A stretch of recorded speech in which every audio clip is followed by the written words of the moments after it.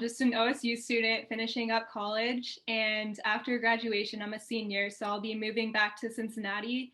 And I recently secured housing down there in an apartment, Mhm. and I'll be starting my lease starting June 1st. And really don't know much about renter's insurance, to be honest, because I don't think I purchased it and haven't in the past. Honestly, I just went through what was on the lease and read each of the details there, made sure that I agreed with everything, and asked questions if I had them.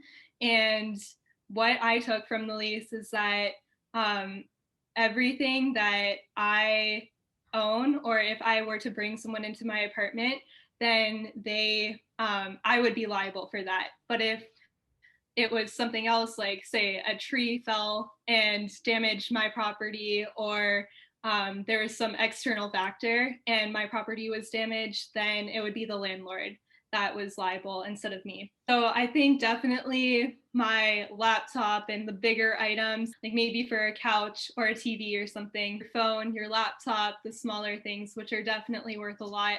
And I think there would have to be some sort of breakdown, saying like this category, like electronics, if it's in the phone or like computer category, then this is going to be worth a certain amount. But obviously, you're never going to cover all of your belongings. So I think I would make a Google search first. And based on what I found there, maybe make some phone calls if I could find a phone number. Mhm. And if that didn't work so well, then I would ask some friends or family members, probably my parents, because I know they have had experience with it at some point. I really have no idea. So like I think it would be based off of however much you're paying for your place, and then however many items you're bringing in, how valuable they are. I think before I settled on anything, though, I would try to get like a few different estimates and then see which one was the most reasonable. So it really depends on how reputable the site is, and there would have to be some form of trust there for me before I would trust everything in a digital format. I think I would want to first speak to someone over the phone, and then after that initial phone call, I would be comfortable handling everything on a digital platform if it was through that company. It would have to be a company that is well known somehow by my friends or family members or someone I've talked to. And that's probably what's going to get me in touch with the place. I would tell them some of probably my biggest items, how much I'm paying for rent, and then since I'm not very familiar with it right now, then I would ask them just to give me a breakdown or like a run through on what I should know about renter's insurance and their view, and then the different options that they have. It really depends. If it's like a big purchase, then I think like Apple Care for my phone or for my laptop, I would look into that, especially for my phone, I think, because that's something that you can easily drop and break. Right. But if it's something else that's a little bit smaller and it's just a little add on that I don't think I really need and I'm not going to need in the future, then I probably wouldn't. So I think I try to limit the amount of insurance that I would get, but on my bed and mattress, and then like any type of furniture I have in there, um, then I would say any like maybe a table that I have, a kitchen table, chairs, and then like my laptop and like anything that I would any electronics I would have, so a TV too.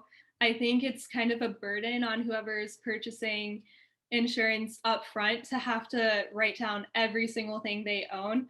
I know like maybe it would be okay if they're able to add in things later on, but I still think that users would not want to have to manually add everything that they own. So having some sort of interval system where you say like 15 to 20,000, or like 20 to 25, then that makes it a lot easier on the consumer's part. I think I would go at the lowest end at this point because I really don't have a lot of stuff. I think we would do some sort of joint insurance, and because I think we're going to have a lot of the same things. We're going to share some things, but then we're going to have our individual things that might be duplicates of one another and just split it down the middle then. If I were to purchase renter's insurance, would I be able to cover anything in my kitchen, such as like the food items? I'm curious about that. Like, is that something that people do? If I were to have something that I purchased and then I decided to cover it, and then I decided later on that I wanted to get rid of it, then how easy would it be for me to change my insurance plan? I think that's a big thing that I would look into when I was buying insurance. How easy is it to make adjustments?